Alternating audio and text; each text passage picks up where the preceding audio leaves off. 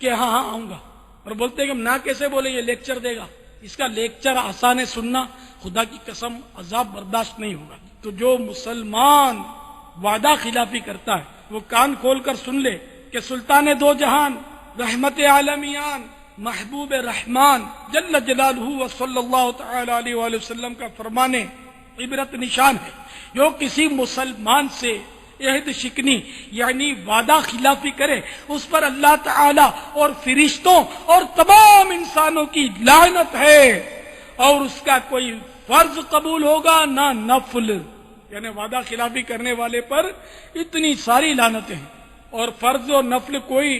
اس کی عبادت یہ بتایا جا رہا ہے کہ قبول نہیں ہوگی، اتنی بری ہے وعدہ خلافی۔ لیکن آج کل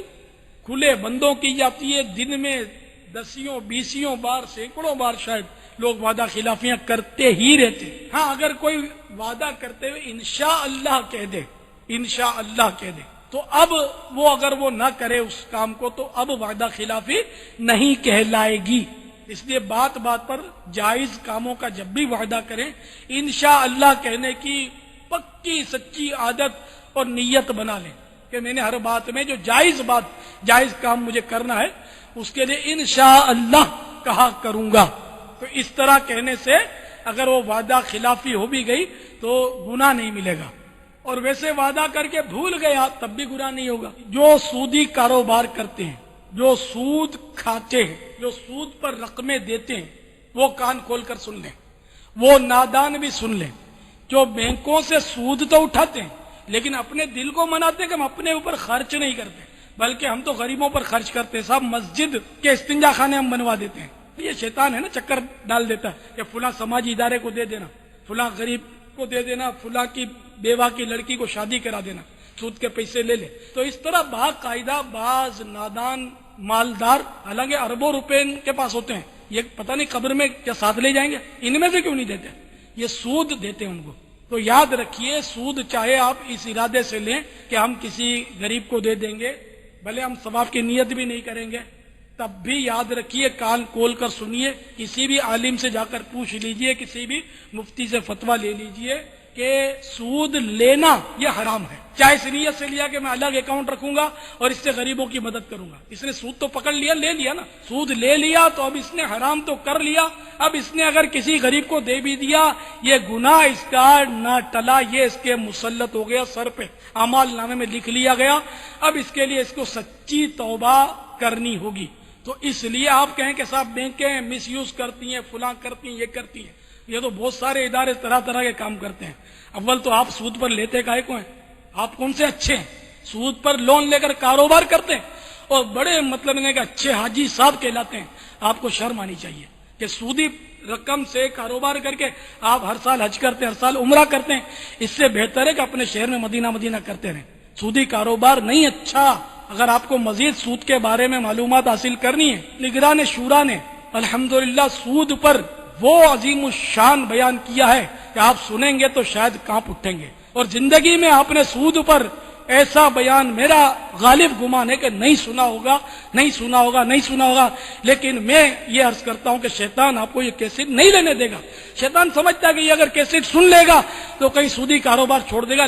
لون سود پر لینا چھوڑ دے گا، سود پر امپورٹ ایکسپورٹ کا جو نظام اگر اس کے پاس ہے تو اس کو یہ ختم کر دے گا، یہ کہیں میرے خلاف ہو جائے گا۔ اس لیے شیطان آپ کو وہ کیسٹ پکڑنے ہی نہیں دے گا، اور جو میرے آقا کے دیوانے ہیں وہ یہ کیسٹ لے کر رہیں گے انشاءاللہ۔ تو میرے پیارے پیارے اور میٹھے میٹھے اسلامی بھائیوں، مہربانی کر کے سود سے جان چھڑا لیجئے، دو نوالے کم کھائیے۔ خدا کی قسم میں تو یہ کہوں گا کہ جو پارٹیاں سود لیتی ہیں نا، بڑی بڑی پارٹیاں، وہ تو شاید ان کے پاس اتنی رقم ہوتی ہے کہ وہ ایک محاورہ ہے کہ ان کی 7 پشتیں بیٹھ کر کھائیں تو 7 پشتیں بیٹھ کر کھائیں تو نہ ختم ہو، اتنا ان کے پاس مال و دولت کے باوجود یہ لالچی، یہ حریص، یہ مال و دولت کے شائقین، یہ مالدار ناہنجار، یہ سود پر کاروبار کرتے ہیں۔ ہر مالدار برا نہیں ہے، لیکن جو سود پر کاروبار کرتا ہے وہ اچھا بھی نہیں ہے، اس کی خوشامد اپنے سے نہیں ہو سکتی۔ تو میں اپنی طرف سے نہیں کہہ رہا، میں آپ کو اللہ سے ڈراتا ہوں، آپ میرے مسلمان بھائی ہیں اس لیے میں آپ کو ڈراتا ہوں۔ کافروں سے میرا کیا واسطہ، وہ سود کھائیں، رشوت کھائیں، ان کا مسئلہ دوسرا ہے، وہ تو کھاتے ہی حرام ہے، میں تو مسلمانوں کی بات کرتا ہوں۔ تو اے مسلمانوں، اے سود پر لون لینے والوں، اے سود پر لون لے کر عمارتیں بنانے والوں، سود پر لون لے کر پلازے کھڑے کرنے والوں، سود پر لون لے کر بڑی بڑی بلڈنگیں قائم کرنے والوں، کان کھول کر سنو، سرکار مدینہ منورہ سردار مکہ مکرمہ صلی اللہ تعالی علیہ وآلہ وسلم نے ارشاد فرمایا، معراج کی رات مجھے ایک ایسی قوم کے پاس سیر کرائی گئی کہ ان کے پیٹ کوٹھریوں کی مثل تھے جن میں سانپ بھرے تھے جو پیٹوں کے باہر سے نظر آ رہے تھے۔ میں نے پوچھا، اے جبرائیل یہ کون لوگ ہیں؟